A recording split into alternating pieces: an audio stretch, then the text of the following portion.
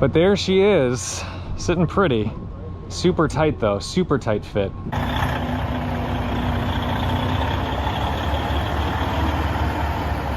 Welcome back, I'm Tedward, and today you're joining me on an adventure in my Honda Civic Type R. I'm finally selling one of the last pieces of E92 M3 stuff that I had left. These are my track wheels. They're the Apex FL5.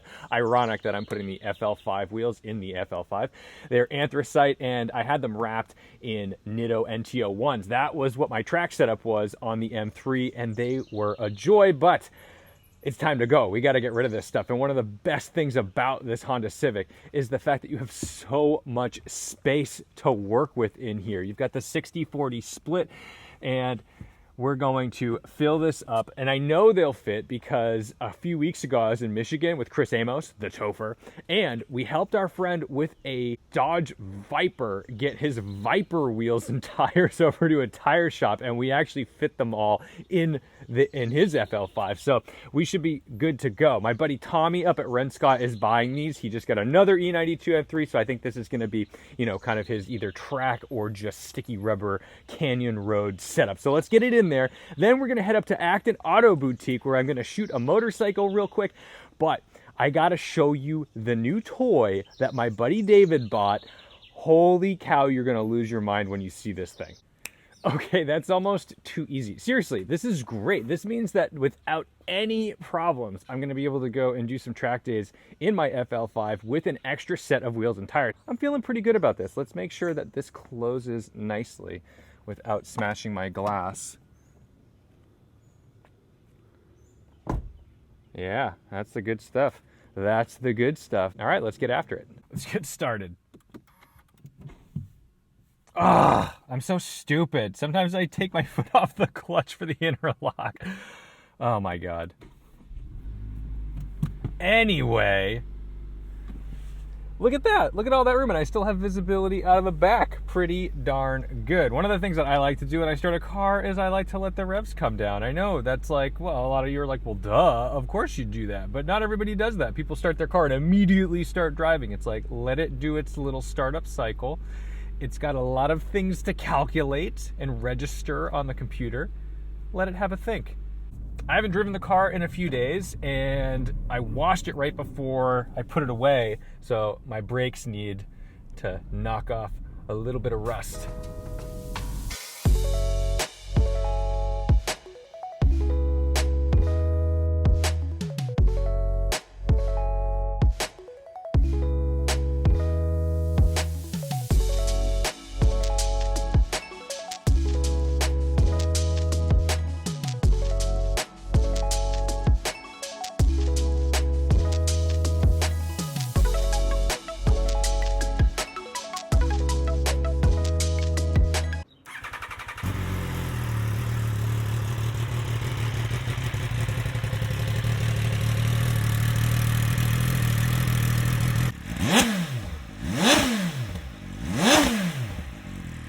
That was the first motorcycle shoot I've ever done. That's gonna go on Bring a Trailer for Acton Auto Boutique, that MV Agusta. It is really cool, but like, it was so strange for me. It seems like, well, it's just an object. Shoot the object the same way you shoot a car, but like, there's details of a motorcycle that you've got to get that you don't normally capture in a car. But now, oh my goodness, we can go and unload these wheels and tires at Garage 42 because we're here and I can give these to Tommy. Welcome to the big surprise at Renegade. And it's all of this stuff, but it's not all of this stuff. It's where all of this stuff is going. So here we've got an air fryer, walkie-talkies.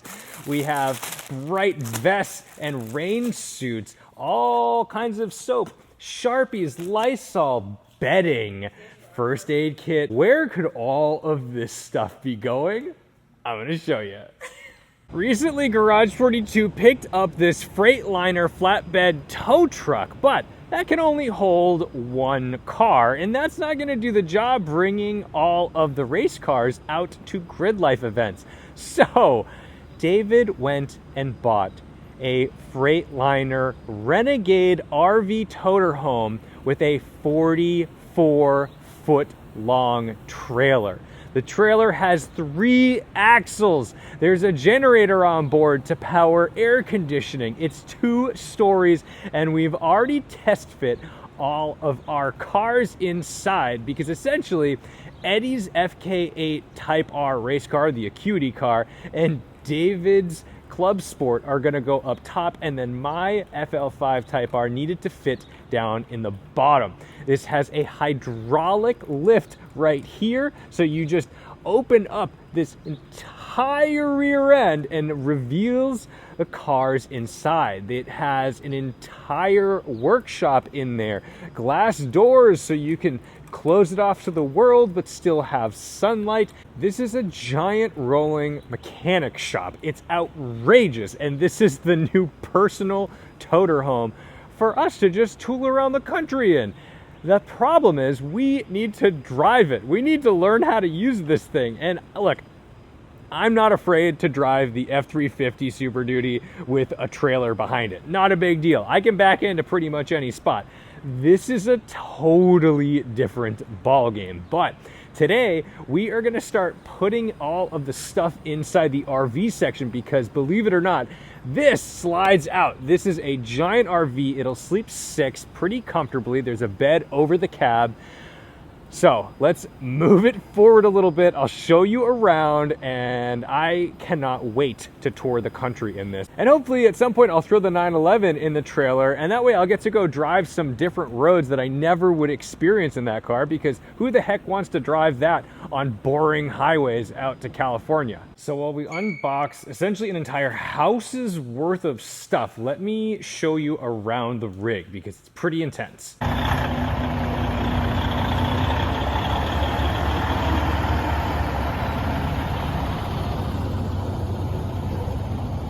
Now that it's pulled forward and we can actually access some things, let me start with the RV. All right, so back here, you've got storage, these little lockers, which are fantastic. So we'll put the grill back here. And then to get in the RV, these beautiful steps come out. And, haha, we've got power. So all the light switches, all this stuff right here. And then we've already got it running, but there's a diesel generator under the RV, which is currently powering everything. The cab is absolutely insane. To be up here driving this thing is going to be really special and exciting. These are beautiful captain's chairs, and they're on air, so they're very cushy and enjoyable to be in.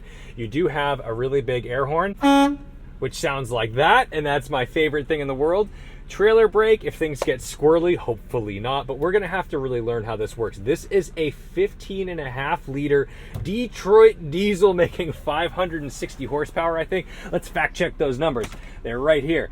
It is a 15.6 liter Detroit diesel. All right, it's got a 12-speed automatic transmission. Thank God we're not rowing our own gears in this thing, because it's overwhelming enough.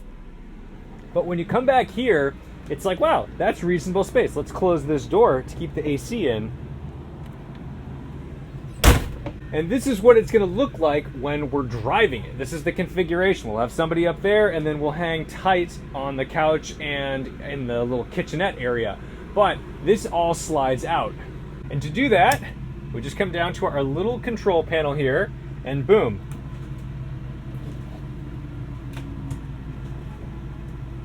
Out she goes.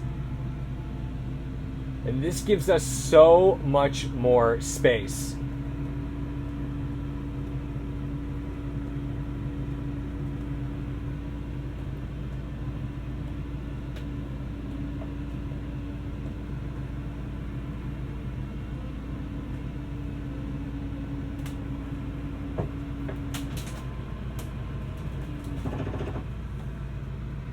And there you have it. This is gonna be so easy to sleep all of us in here. And check this out. A bed up here, this converts into a bed, this converts into a bed. Hello, how are you? But don't worry, we don't need the porta potties. Actually, we do, because there's no shitting in the bus, okay? Do not shit in there. You can pee, but do not shit in the bus.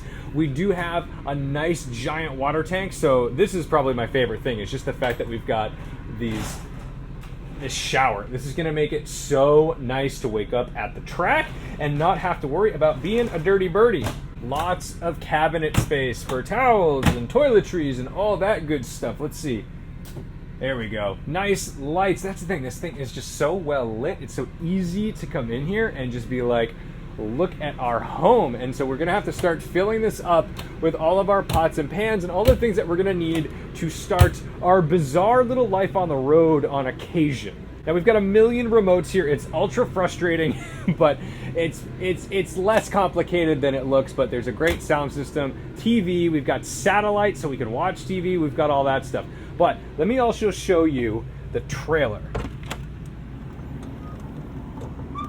This trailer is so friggin' cool. Right now, this has its own generator, which is located in here, but we've actually, to get power in there, we've daisy chained this generator, which we can get an output here and plug it into the input here with this nice giant cord. We love that. And this is our Cummins Onin diesel generator doing the job for us right now.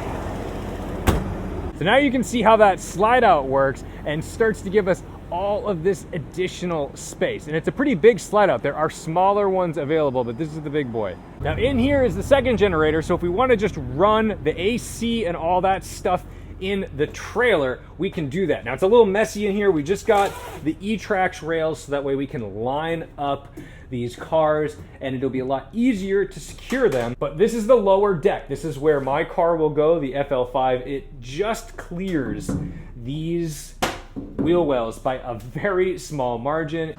Okay, we just got the Type R to fit. This is tight. This is like real tight.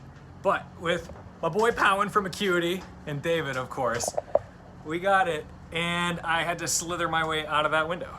It's a pretty dexterous event getting that in. And if you want, when you're running the AC, you can block off this area with these little noodle guys. Does something, not incredible, but whatever. Anyway, in here, tons and tons of cabinet space. Just to make it feel a little more airy, we have mirrors on the ceilings. If we wanted to turn this generator on, this is how we'd start it, and hit this. That tells us how much fuel is available for that generator. Lights, beautiful. You've got a stereo system here, so we can turn some music on while we're in here. But up here, this is where we're storing the Porsche Club Sport and the FK8 race car. These are gonna be up top. Now it seems insane because this doesn't seem like a very tall space.